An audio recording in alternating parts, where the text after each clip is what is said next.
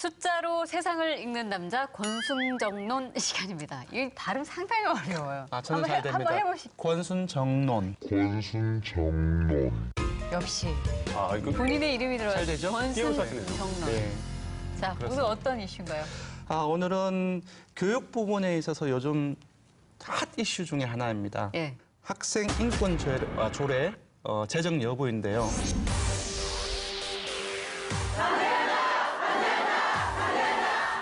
우린 끝까지 생명을 걸고 말겠습니다.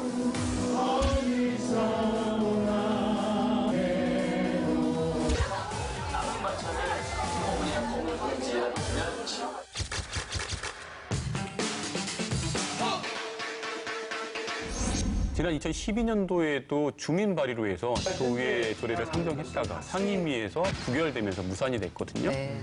박종훈 교육감 같은 경우도 그러니까 올해 제정을 목표로 추진하다가 반대 여론도 있고 선거도 준비해야 돼서 그 반발로 중단됐었어요. 그랬다가 이제 출근하자마자 처음 일성이 학생 인권 조례 올해 안에 해봅시다. 제정하겠다.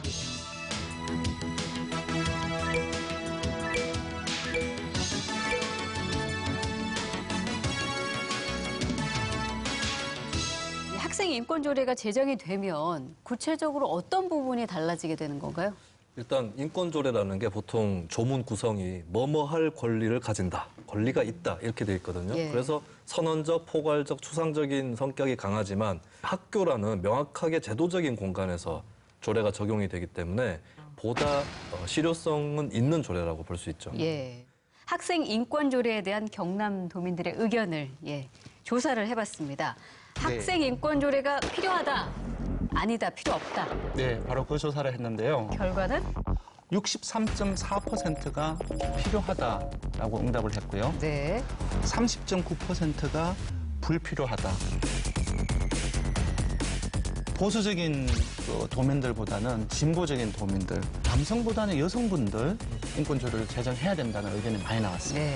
63.4%가 네. 학생 인권 조례 필요하다 이렇게 네. 찬성 입장을 밝히셨는데 찬성을 하는 이유 또 그에 대한 반론 이것도 같이 한번 짚어보죠. 학생 인권 조례가 필요한 가장 큰 이유는 어떻게 나왔습니까? 네, 1위가 집단 따돌림이나 차별 방지를 위해서라는 응답이 1위로 나왔는데 10명 중 4명에 가까운 39.4%였습니다. 예. 좀 더 데이터를 좀 더 들어가다 봤는데요.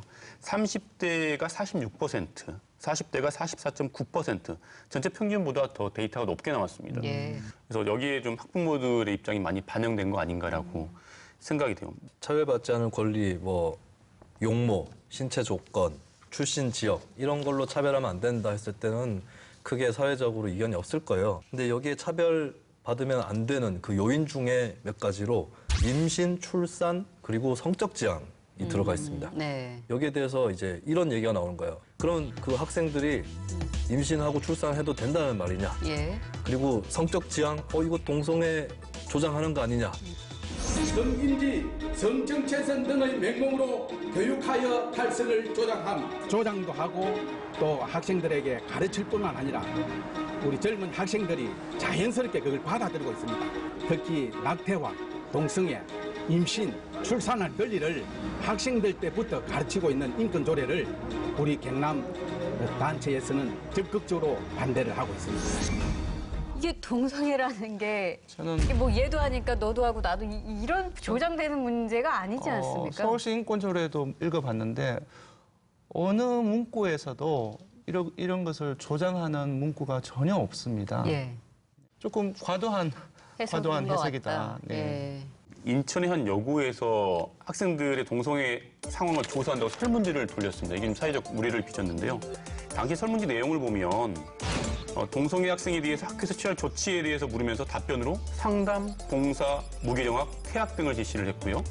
또 심지어 동성애를 하는 학생을 알고 있다면 학년과 반, 실명을 기재하라라는 질문도 있었습니다.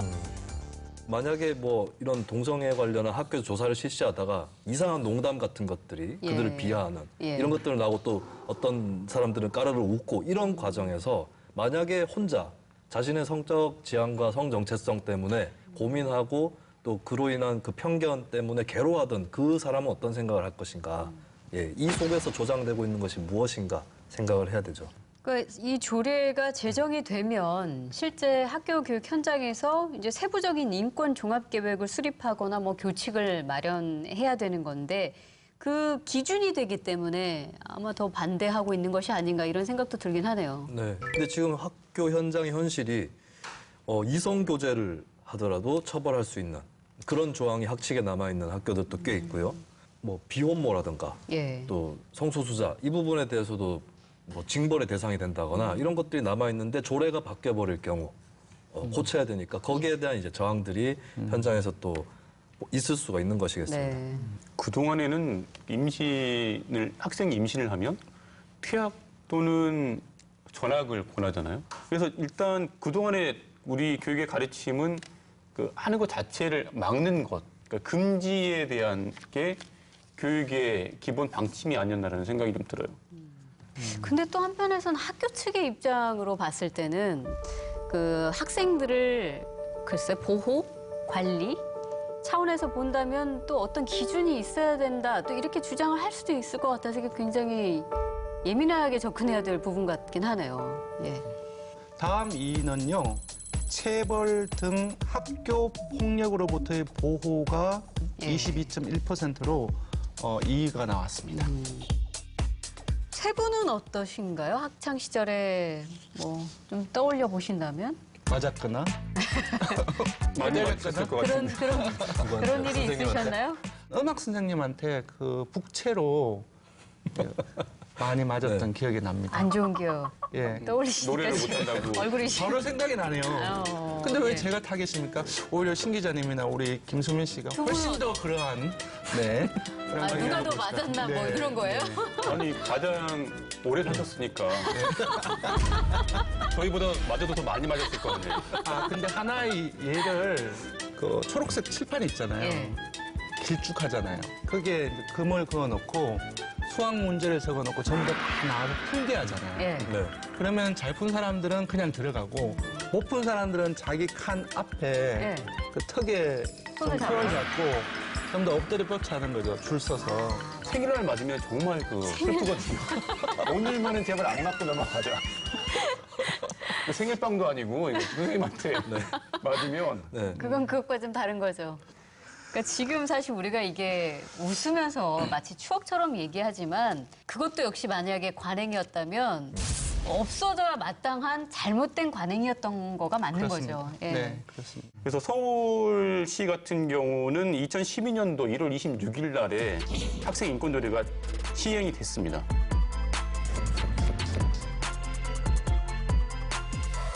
이러면서 가장 큰 변화는 서울시 교육청에 접수된 학생 인권 상담 건수가 늘고 있다는 겁니다.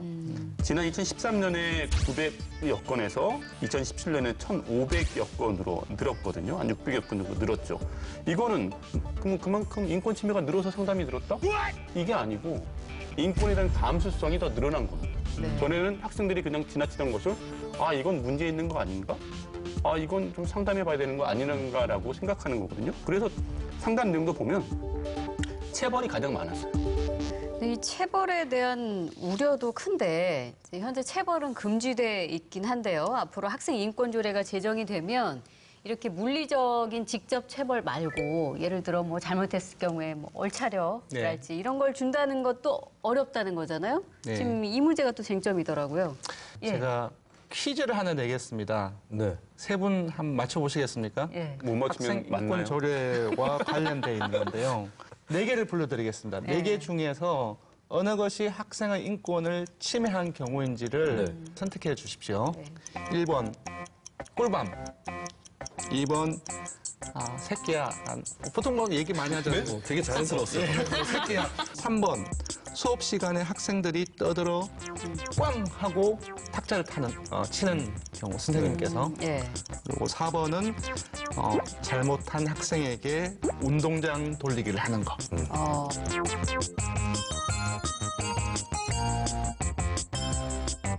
저는 저기 꿀밤하고요. 네, 꿀밤. 그 새끼야라는 용어를 아주 학생들에게 가볍지 않나요?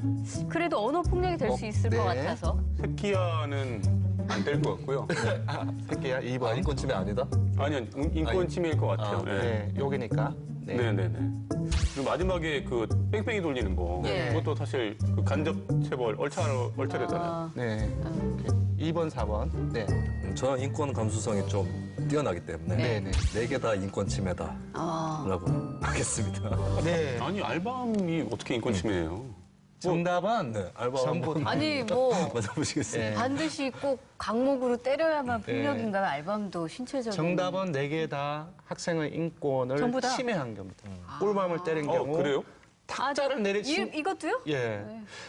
직접적으로 폭력을 행사한 것뿐만 아니라 폭력에 해당한 부분들을 해서 위협감을 준 것 행위도 예. 폭력에 해당한다고 하더라고요. 네. 그러니까 뭐 잘못한 부분에 교탁을 탁 치는 것도 학생들 앞에서 위협감 심리적으로 줄 수 있기 때문에 폭력에 해당하는 겁니다. 근데 이런 경우, 그러니까 주의를 끌기 위해서 아이들이 너무 산만해요. 자, 조용. 그거는 이게 다르죠. 폭력인가요? 그거는 그 경계가 좀 애매할 수는 경계가 있겠네요. 애매한데 예. 요 정도? 조용해. 그러니까 요 정도는 연습이에요, 주의를 이거는. attention please잖아요. 네. 그 정도고 이거는 그게 아니죠. 그런데 이제 그 이렇게 신고가 들으면 교사 입장에서도 이게 조금 애매할 수도 있어요. 특히 가르치는 입장에서는 이게 어디까지 이 폭력으로 봐야 되는 건지. 그래서 이제 교총에서 조사를 해봤어요. 학생 생활 지도에 대해서 자체 설문조사를 해보니까 이게 굉장히 어려졌다. 학생 인권 조례가 제정되면서 자기들이 아이들 가르치는 게 굉장히 힘들어졌다. 나는 학생 생활지도 하는데 어려움이 있다. 이게 85.8%. 가장 큰 이유는 학생 인권만 강조해서 교권이 상대적으로 약화됐다라는 게 31%. 또 체벌 금지로 인해서 지도가 더 어려졌다고 보고 있는 게 선생님들의 일반적인 시각입니다. 교권 대 학생 인권의 대결 구도를 만들어서는 안 됩니다. 둘 다 권리, 인권인 것이기 때문에 그래서 선생님들도 교권을 당연히 외치시는 거는 이해하지만 본인의 교권만이 아니라 학생 인권까지 같이 인권의 테두리에서 생각해보고 학생들도 마찬가지예요. 좀 그런 식의 접근이 필요하지 않을까 생각이 드네요. 네. 자, 2위까지 학생조례, 인권조례 왜 필요한지 알아봤는데 3위부터 나머지 공개해 주시죠. 알겠습니다.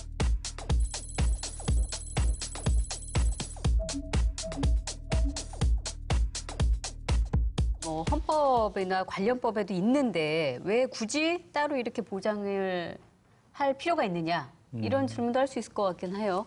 그래서 이제 실제로 교육부 장관이 지난 2015년에 전라북도 의회를 상대로 학생 인권조례 무효 확인 청구 소송을 냈습니다. 대법원 판결이 났는데요. 대법원은 인권 조례가 교사나 학생의 권리를 새롭게 제한하는 것으로 볼 수 없고 또 구체적인 내용이 법령에 어긋나지도 않는다고 판시했습니다.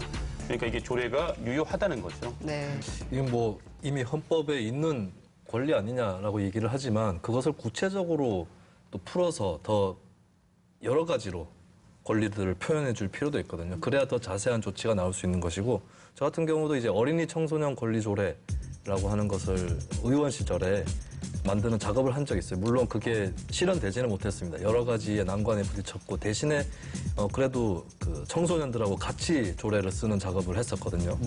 예, 그런 과정 속에서 이제 그 공청회라든가 토론을 거쳐서 이 권리를 실현하는데 어떤 방법을 쓸 거냐 같이 조례 또 넣을 수 있습니다. 그래서 그냥 상위법에 있으니까 조례로 안 만들어도 된다라고 하는 것은 좀 나이브한 발상이죠. 네. 이제 학교가 이제 집단 생활을 하다 보니까 인권 침해에 쉽게 노출될 수밖에 없는 상황입니다. 뭐 그 유현준 씨 같은 경우는 학교를 교도소하고 비슷한 구조라고 얘기를 했어요.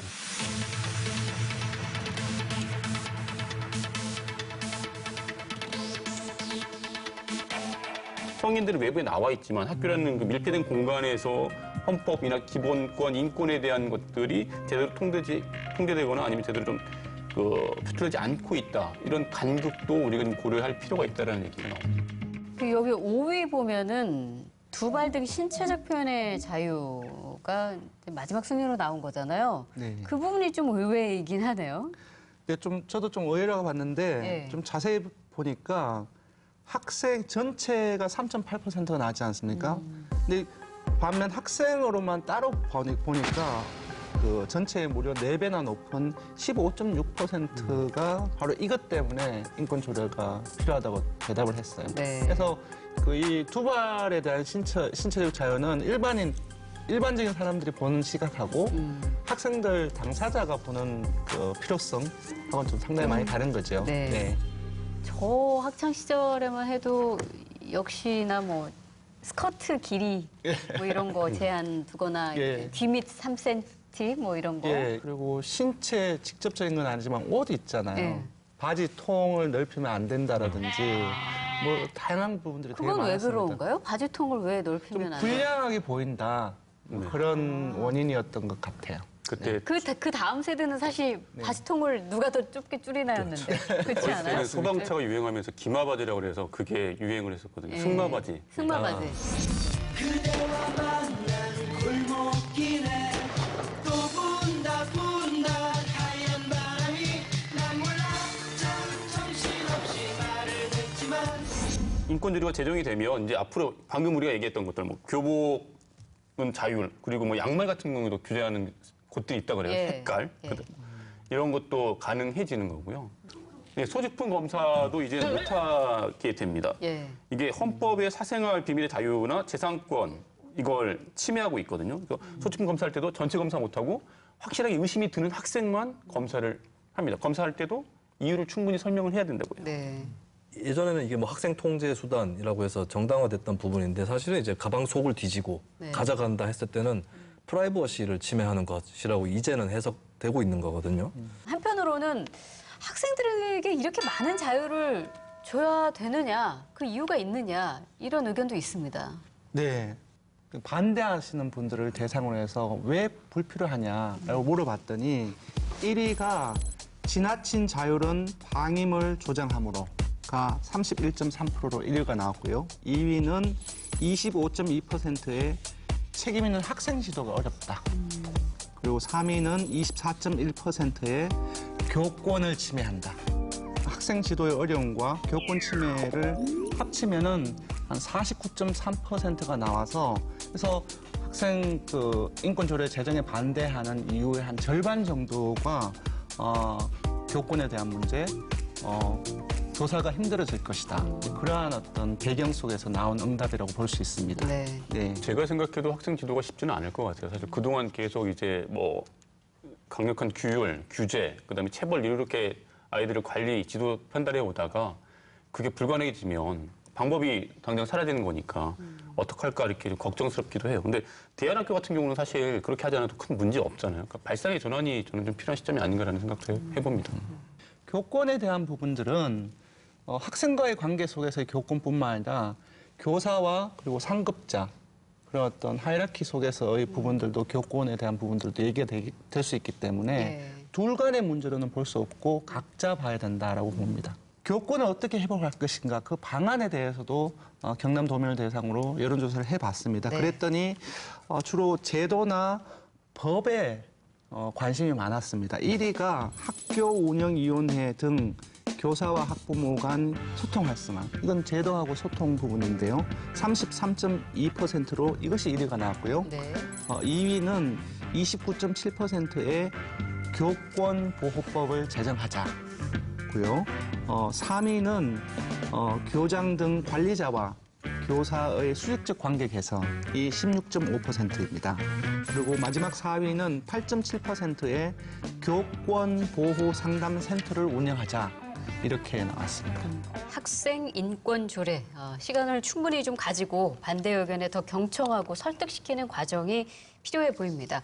자, 오늘 권순 정론 네. 어떻게 마무리하시겠습니까? 네, 우리가 과거에 학창 시절의 얘기를 많이 했지만 쭉 보면은 그 학생들의 인권이 그때보다는 지금이 서서히 발전을 하고 있는 것 같아요. 그리고 우리 사회들도 아주 오래된 사회, 그 어떤 뭐 봉건제 사회나 노예제 사회나 지금은 많이 다르다고 생각이 듭니다. 그래서 이렇게 정리를 하겠습니다. 사회 발전의 역사는 인권 발전의 역사이다.